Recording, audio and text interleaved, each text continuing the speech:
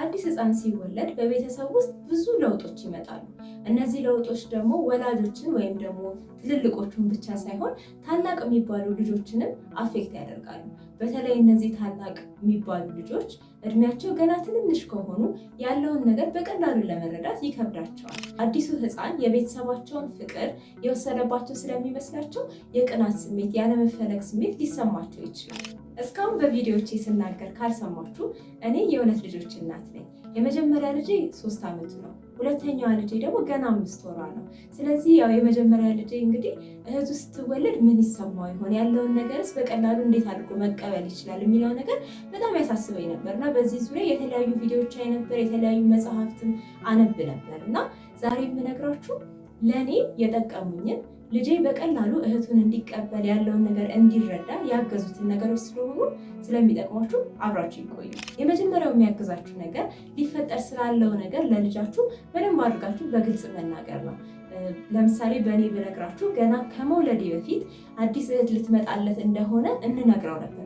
በተለይ እናቴ እዚህ ላይ በጣም አተኩራ ትሰራ ነበር። ገና የ6 ወር የ7 ወር ጊዜ ያለው ጀምሮ አዲስ እህት ልትመጣልክ ነው፣ እህት ማለት ምን እንደሆነ ራሱ እንዲረዳው እንግዲህ ታላቅ ወንድም ሊሆን አይደል፣ ስለዚህ ወንድም ማለት ሮሉ ምንድን ነው የሚለውን ነገር እንዲረዳው ለማድረግ እንሞክር ነበር። ትንሽዬ ቆንጆ እህት ትመጣልካለች፣ ስታድግ ደግሞ ከአንተ ጋር በደንብ አድርጋ ኳስ ትጫወታለህ፣ ምንም የምታስቸግርህ ነገር አይኖርም። በተለይ ልጄ እንግዲህ ኳስ በጣም እንድናጫወተው ሁላችንም የሚለምንን ነበር እና በዛ ምክንያት ምን እንለው ነበር፣ በቃ አሁን እኮ እህትህ ስትመጣልህ እንደ ልብ ነው የምትጫወተው፣ ማንንም መለመን አይጠበቅብህም እያለን በሚወደው ነገር አድርገን እንነግረው ስለነበር ገና እህቱ ሳትወለድ በፊት ፍቅር እንዲሰማው በዚህ ነገር ውስጥ ደግሞ ምን ሊፈጠር እንደሚችል እንዲረዳ ለማድረግ እንሞክር ነበር።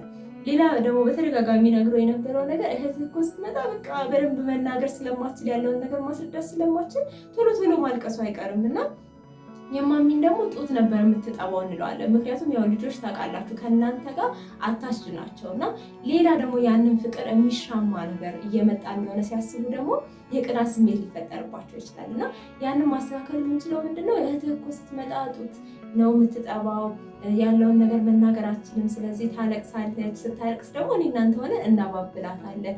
አንተ ደግሞ በጣም ጎበዝ ትልቅ ታላቅ ወንድም ስለምትሆን ታግዛታለህ፣ በጣም ነው ደግሞ የምትወድክ እያልን በደንብ እናዘጋጀው ነበር ስላለው ነገር ማለት ነው። ስለዚህ በኋላ ላይ እህቱ ስትወለድ አዲስ ነገር አልተፈጠረበትም፣ ያለውም ነገር ብዙ አልረበሸውም ማለት ነው። ሁለተኛው ደግሞ ሊያግዛችሁ የሚችለው ነገር ምንድነው፣ ልጁ ከተወለደ በኋላ ለምሳሌ በእኔ ኬዝ አሁንም አድርጌ ላውራችሁ፣ ህፃኗ ከመጣች በኋላ ደግሞ እሷን በመንከባከብ ፕሮሰስ ውስጥ እንዲካተት እናደርገው ነበረ እና አብዛኛውን ጊዜ እኔ ሁን ብዬ የምንለው ነበር፣ እስቲ ዳይፐር አምጣላት ለእህት ዳይፐሯን እንቀይርላት እለዋለሁ፣ ዋይፕ አምጣላት፣ የሆነ እንደዚህ አይነት ነገር እንናገር ነበር እና ያ ምንድን ነው ያለው እንቅስቃሴ ውስጥ እንግዲህ ብዙ ጊዜ አዲስ ህፃናት ሲወለዱ ያው የኛም ፉል አቴንሽን በሚባል ደረጃ ይፈልጋሉ እና ያንን በምታደርጉበት ጊዜ ደግሞ ከሱ አቴንሽን እየወሰዳችሁ ወይም ፍቅር እያሳጣችሁ እንዳይመስለው እሱም እዚህ የሚያደርገው ነገር ውስጥ የሆነ ያህል ሮል እንዳለው እንዲሰማው ለማድረግ ማለት ነው እና ሲምፕል ነገሮችን እንነግረው ነበር። ፀሐይ የምንወጣበት ጊዜ ና ታግዘኛለህ፣ ያንን ወይ ቅባት ይዘህልኝና ወይ የሆነ ነገር ይዘህልኝና አብረን እናሞቃታለን፣ እንደዚህ እያለን እናካትተው ነበር ማለት ነው። ስለዚህ የመጣችው አዲሷ ትንሿ ነገር የእሱም ኃላፊነት እንደሆነች እንዲሰማው እናደርግ ነበር እና ይሄም ደግሞ በጣም አግዞኛል።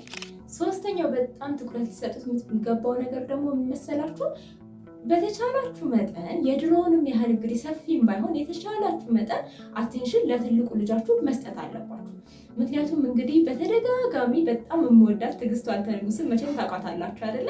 እና ተደጋጋሚ ትናገረዋለች። ህፃናት ከኛ ምንም የሚፈልጉት ነገር የለም። ከኛ የሚፈልጉት መወደድን፣ መፈለግን፣ ሁሌ አንደኛ መሆን ወይም መባልን ብቻ ነው የሚፈልጉት። ስለዚህ ያንን ፍቅር ሳናቋርጥ ልንሰጣቸው መሞከር አለብን ማለት ነው እና ያው ሁለተኛ ልጃችሁ ወይም እቺ ህፃኗ ልጅ የእናንተን አቴንሽን ያን ያህል አታውቀውም። አይናችሁ እሷ ላይ መሆን አለመሆኑን ያን ያህል ትኩረት አትሰጠውም። ስለዚህ በተቻለ መጠን ትልቁ ልጃችሁ ግን ይሄን ነገር ስለሚከታተለው በተቻለ መጠን አቴንሽናችሁን ለሱ መስጠት አለባችሁ እና እናንተ ደግሞ እንዲያደርግ የምትፈልጉትን ባህሪ እናንተ እያደረጋችሁ ማሳየት አለባችሁ። ለምሳሌ ይኸውልህ የምትወድህ እህትህ እኮ እንደዚህ ፈልጋለች እያለቀሰች ነው፣ ስለዚህ ና እናባብላት እና ስታባብሉ አይዞክ ወንድምሽ እኮ ይወድሻል፣ ወደፊት እንደዚህ ያደርግልሻል ምናምን እያላችሁ ስትናገሩ ልጃችሁ ኦኬ እቺ ህፃን ከኔ አቴንሽን ሙሉ ለሙሉ አልወሰደችብኝም የሚለውን ነገር ይረዳል ማለት ነው። ሌላው ደግሞ መነሳት ያለበት ነጥብ ብዬ የማስበው አንዳንድ ጊዜ እነሱ ኢሞሽናል ሊሆኑ ይችላሉ። በተለይ እነዚህ ህፃናት ከሆኑ እንግዲህ ከ5 ዓመት በታች የሆኑ ህፃናት ከሆኑ የሚሰማቸውን ስሜት በትክክል ለመናገር ለማሳለፍም ላይችሉ ይችላሉ። እንኳን ለህፃናት ለትልቅ ሰዎችም አንዳንድ ጊዜ ከባድ ነው አይደለ? በተለያየ ምክንያት ሊናደዱ ይችላሉ። ለምሳሌ እና እህቱ ወይም ወንድሙ ስለተኛ በዛ ሰዓት ውስጥ ኳስ መጫወት በመከልከሉ ምክንያት በጣም የተበሳጨ ህፃን ሊሆን ይችላል እና ሲበሳጭ ግን እኛ አብረን የምንቆጣና የበለጠ የምናስፈራራ ከሆነ ያ በደንብ ነገሮች እንዲረዳ አያግዘውም። የበለጠ ግን የተሻለ የሚሆነው የተሰማው ስሜት ልክ እንደሆነ ማስረዳት ነው። ለምሳሌ ኳስ ባለመጫወቱ ምክንያት እየተበሳጨ እያለቀሰ ያለ ልጅ ከሆነ አሁን ላይ እየተናደድክ ነው አይደል? ምን እየተሰማክ ነው? በሚረዳው መንገድ ማለት ነው። እና ያንን እኔ እንግዲህ ብዙ ጊዜ ልጅ የሚለኝ አሁን በጣም አናዱኛል ይሄ ነገር ወይ ደግሞ በጣም ከፍቶኛል እኮ እኔ አዝኛለሁ በጣም ይላል እንደዛ። እና እንደዛ በምልበት ጊዜ አዎ ይሄ ሊያሳዝን እንደሚችል ይገባኛል።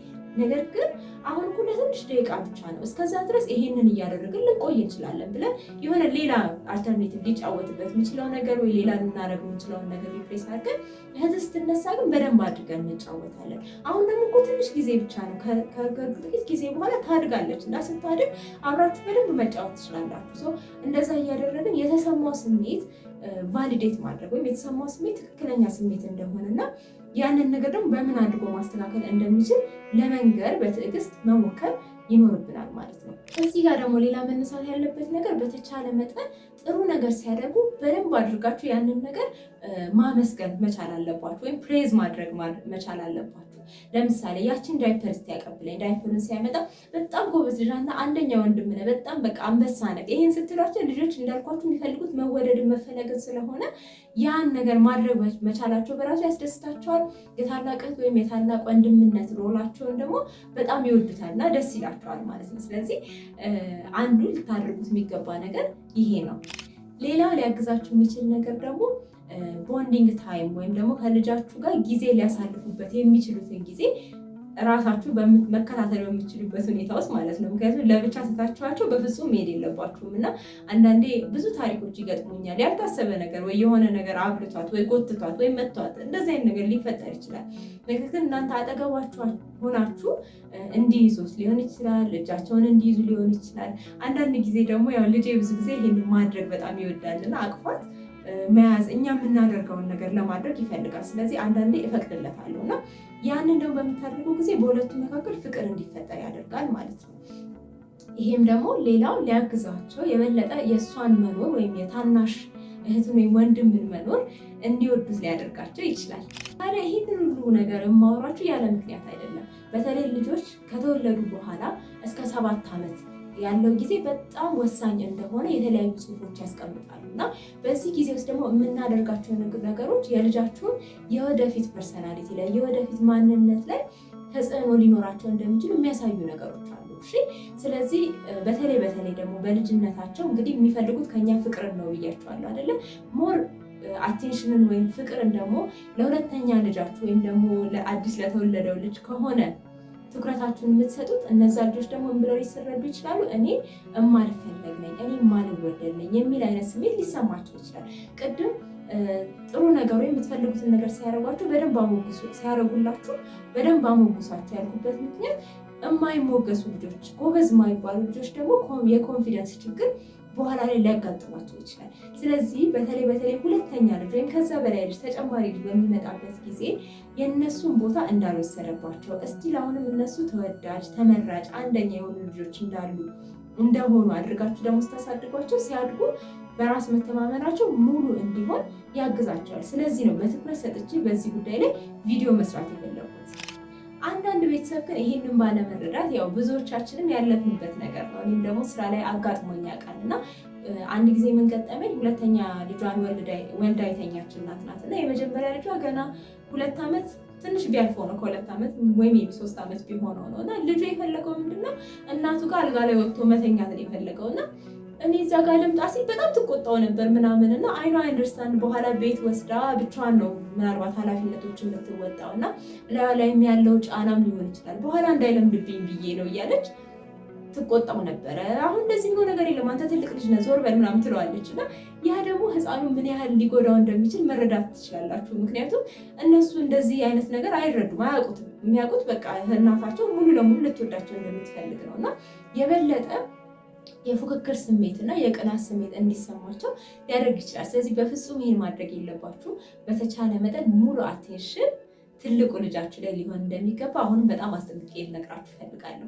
በህፃናት ስብዕና ግንባታ ዙሪያ የበለጠ ሊያስተምረን የሚችል ሰው እንድጋብዛላችሁ የምትፈልጉ ከሆነ እንደተለመደው ኮመንት ላይ ያስቀምጡልኝ። በቀጣይ ቪዲዮቻችን ላይ እንግዲህ አንድ በደንብ ሊያስተምረን የሚችል ሰው እጋብዝላችኋለሁ። ለማታውቁኝና አዲስ ለሆናችሁ ሰዎች ስሜ ረዴት እንዳለው ይባላል። በሙያዬ ክሊኒካል ሚድዋይፍ ነኝ። ይሄ ቻናል ስለ እርግዝና፣ ወሊድ፣ ስለ ህፃናት አስተዳደግ በጣም ጠቃሚ መረጃዎችን የምታገኙበት ቻናል ነው። እስካሁን ድረስ ሰብስክራይብ ካላደረጋችሁ ሰብስክራይብ አድርጉ። ለሌሎች ሰዎች ደግሞ ሼር በማድረግ እንዲሁም ላይክ በማድረግ ቤተሰባችንን ተቀላቀሉ።